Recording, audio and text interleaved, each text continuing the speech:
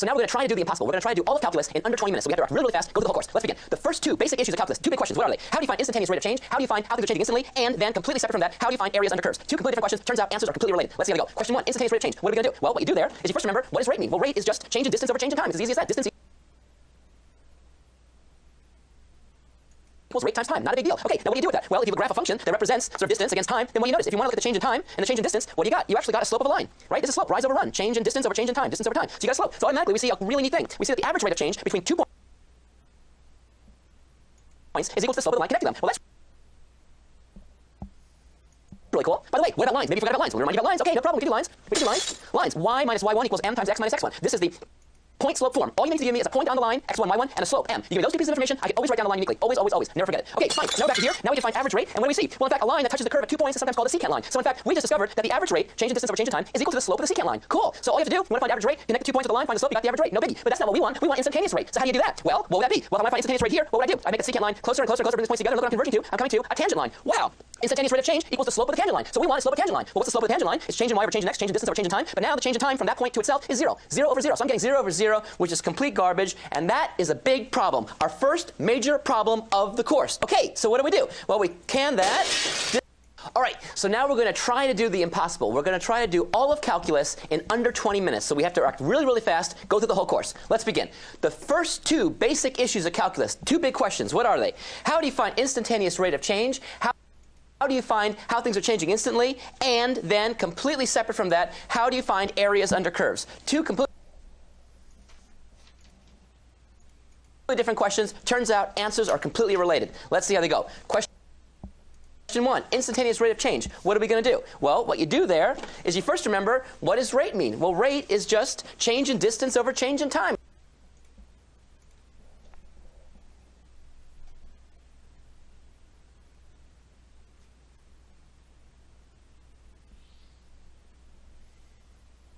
It's as easy as that. Distance equals rate times time. Not a big deal. Okay, now what do you do with that? Well,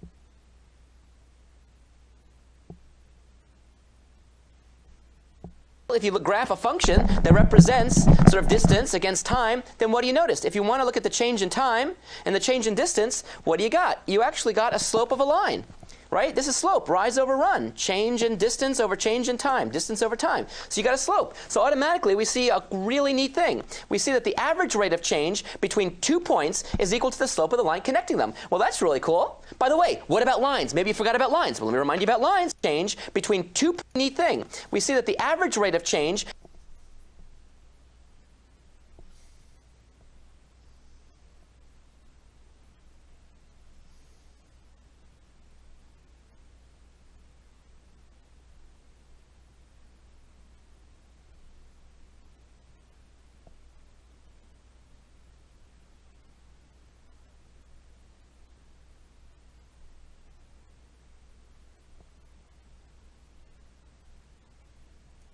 between 2 points is equal to the slope of the line connecting them. Well, that's really cool. By the way, what about lines? Maybe you forgot about lines. Well, let me remind you about lines. Okay, no problem. We can do lines. We can do lines. Lines. Y minus y1 equals m times x minus x1. This is the point slope form. All you need to give me is a point on the line, x1, y1, and a slope, m. You give me those two pieces of information, I can always write down the line uniquely. Always, always, always. X minus x1. This is the point slope form. Lines. Okay, no problem. We can do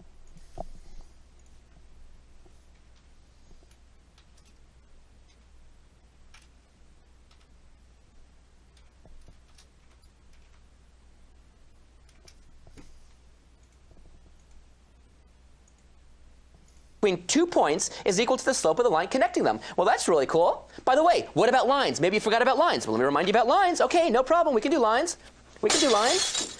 Lines. Y minus y1 equals m times x minus x1. This is lines. Y minus y1 equals m times x minus x.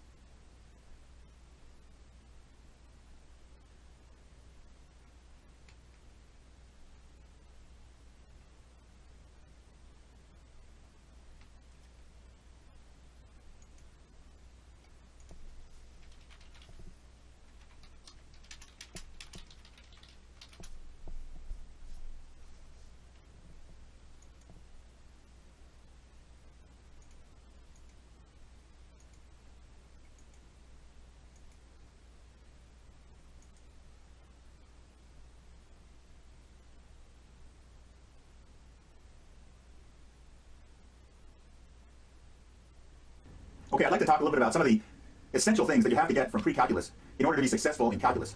You know, calculus, you could learn all that there is to know about calculus in 1 hour, but applying it to real problems, like the problems you get in class and on tests and in the AP exam, takes the next 1,000 hours. So that's the tough part.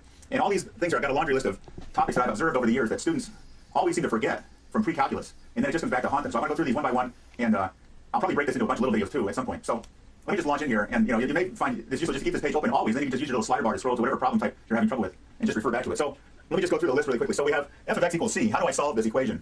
What do I do now? Manipulating exponentials and also fractional and negative exponents.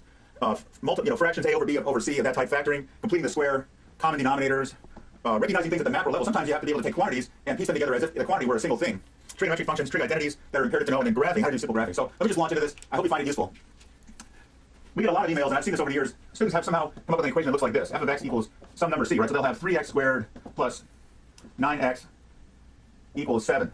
And then they say, no, wait, how do I solve this? Can I factor in x times 3x plus 9 equals 7? And then they're like, what do I do now? Well, this is completely not correct, right? Don't ever do that. There's only one situation where you can factor and solve an equation, and that's where everything equals 0. So the thing to do with this is to say f of x minus c equals 0, and then factor this whole side of the equation, right? Because a times b times c times d equals 0, then we know that a equals 0, or b equals 0, or c equals 0, or d equals 0, right? So that's the only situation where you can factor something that you have any chance. But leaving this constant on one side of the equation, it'll never happen. So that's the first thing, how to solve an equation.